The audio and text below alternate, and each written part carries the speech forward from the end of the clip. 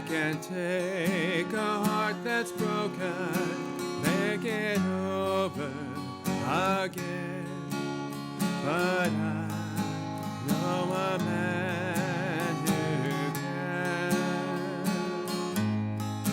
I can take a soul that's sin sick, make it white as the snow, but I know a man who can.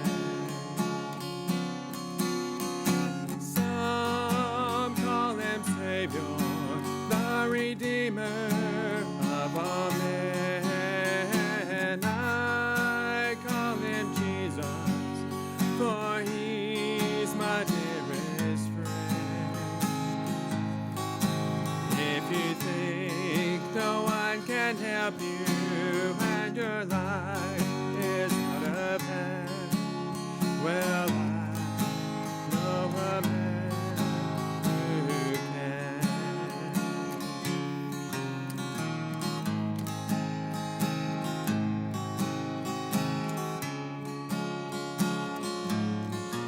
I can't walk upon these waters or calm the troubled sea, but I know a man who can. I can cause blind eyes to open or make the lame to walk again, but I know a man who can. Some call him Savior, the Redeemer of all men. I call him Jesus, for he's my dearest friend.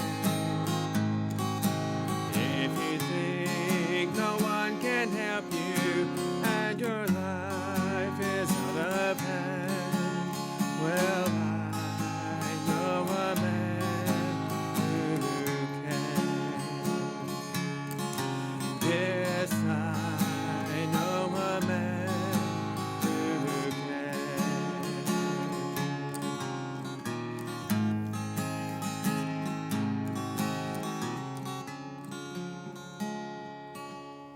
441 is our offertory hymn, Since Jesus Came Into My Heart. Sing the first. What a wonderful change in my life has been wrought since Jesus came into my heart. I have light in my soul for which long I have sought since Jesus came into my heart. Since Jesus came into my heart. Since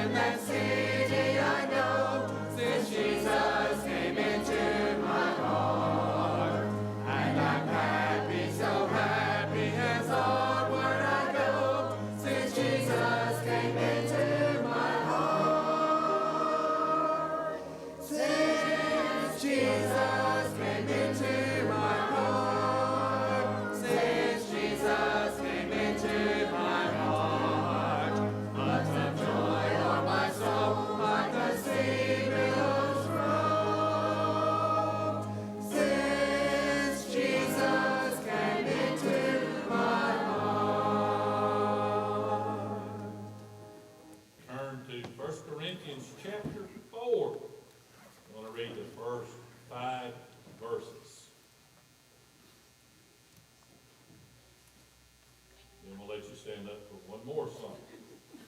And when I get ready to preach, you can sit down and take your name.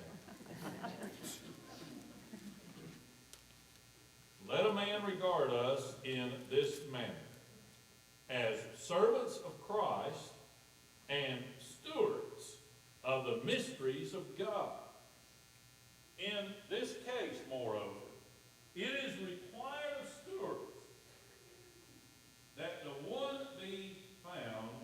that one be found trustworthy. But to me, it's a very small thing that I may be examined by you, or by any human court, in fact. I don't even examine myself, for I'm not conscious of nothing against myself, yet I am not by this acquitted. But the one who examines me is the Lord. Therefore, do not go on passing judgment before the time, but wait until the Lord comes, who will both bring to light the things hidden in the darkness and disclose the motives of men's hearts. And then each man's praise will come to him from God. May the Lord add his blessing to the reading of his word. Also know about this couple, and I'm going to use initials because I don't want to embarrass anyone. Dorinda Carpenter was cooking a couple of eggs for Jason one morning. And he burst into the kitchen and said, "What are you doing? Be careful, careful, watch out now, be careful. You need to add more butter. They're going to stick, I'm telling you, they're going to stick. You're cooking too many at one time, too many, I'm telling you. You never listen to me when you're cooking eggs. Oh, put some salt on. You always forget to put salt on." She looked at him and said, "Don't you think I know how to cook a couple eggs?" He said, "Sure you do, honey. I just want you to know how I felt when I was driving and you were riding with me."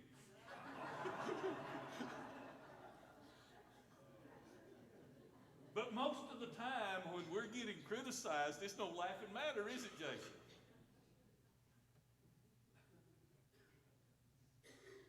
Most of you have heard and are familiar, if you're not even artistically inclined, the name Rembrandt. When he was 57 years old, critics said that his paintings were old-fashioned and outdated. Yet, you know what he did? He just kept painting. And today, in the Kimball Arts Museum in Fort Worth, Texas, hangs one of those paintings with this inscription underneath: "Few artists are as well known and appreciated in our day as Rembrandt. Yet at age 57, when he placed his signature on this painting, Rembrandt was seen by many of his contemporaries as an archaic painter of outmoded traditions. But instead of listening to his critics, he just kept on painting." Now, if you know how I approach preaching, and probably most of you could care less about how, I really don't like topical preaching, and I don't care for life situation preaching where you pick a subject like fear or depression or anger or criticism and go looking for a text. But when you're preaching through a book, guess what? The Bible does deal with these things, and when you come to it, that's the time to deal with it. Now, I want to walk you back through these verses, not insulting your intelligence, but I want to show you how he is describing and what he says to do with criticism.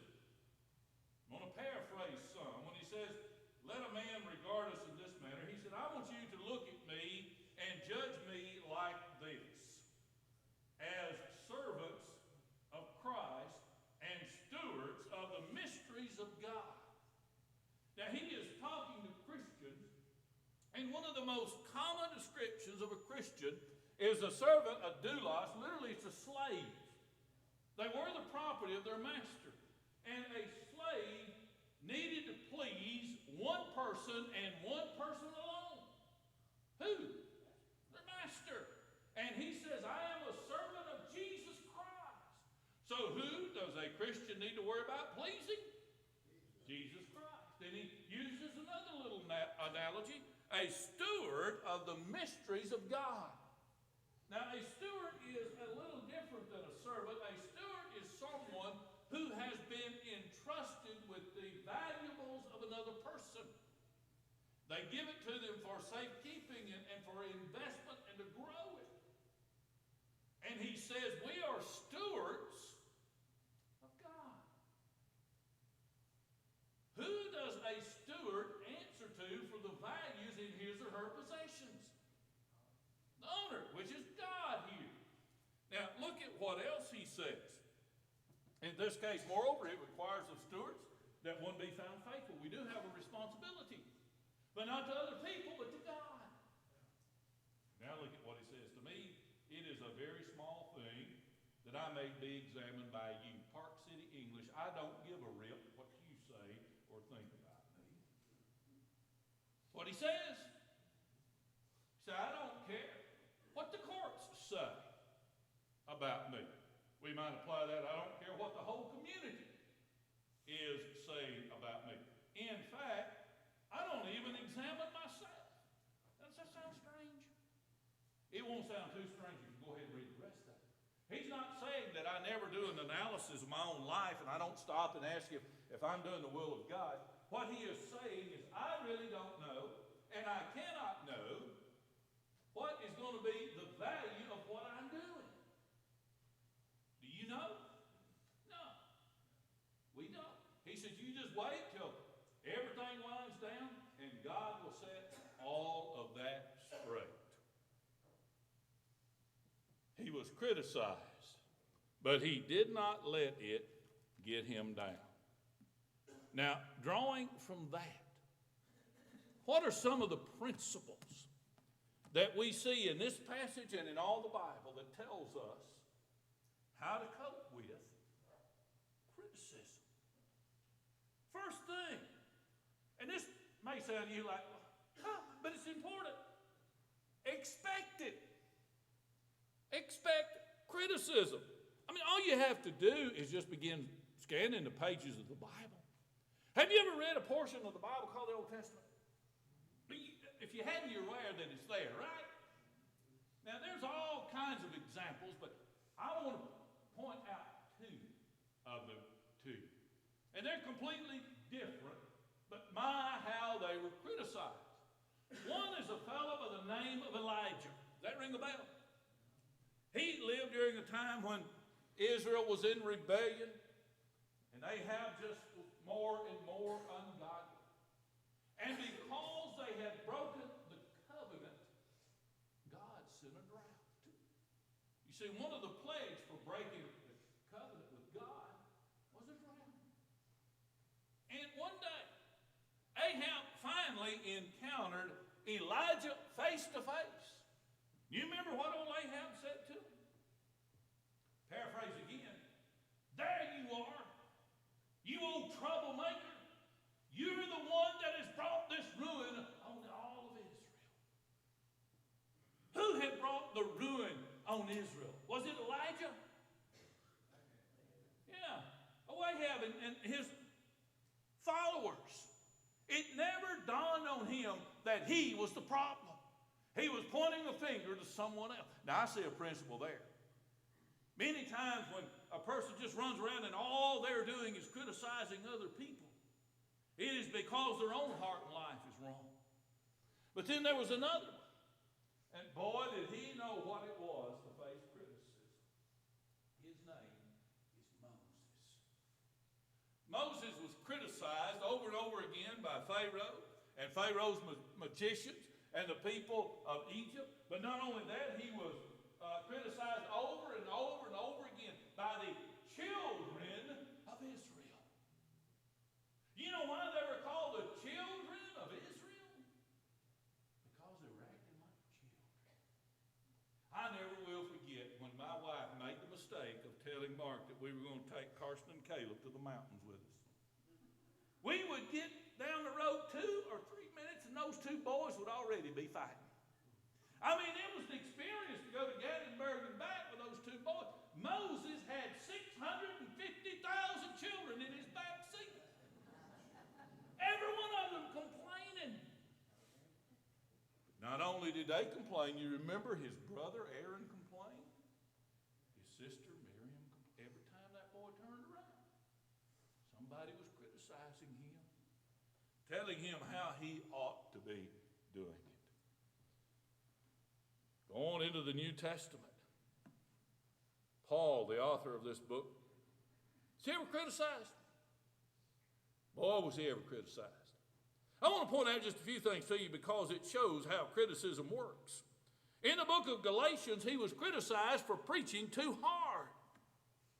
In 2 Corinthians, he was accused of being a coward and preaching too soft. In 1 Corinthians here, we're going to see a little later, he was accused of preaching for money. How about Jesus? Was he ever criticized? Isn't that amazing? He was criticized for the people that he ran around with. He was called a glutton and a drunkard. He was criticized for healing people on the Sabbath. He told them that they were like children playing in the street. And they didn't know if they wanted to play wedding or funeral. Criticism. If Elijah was criticized,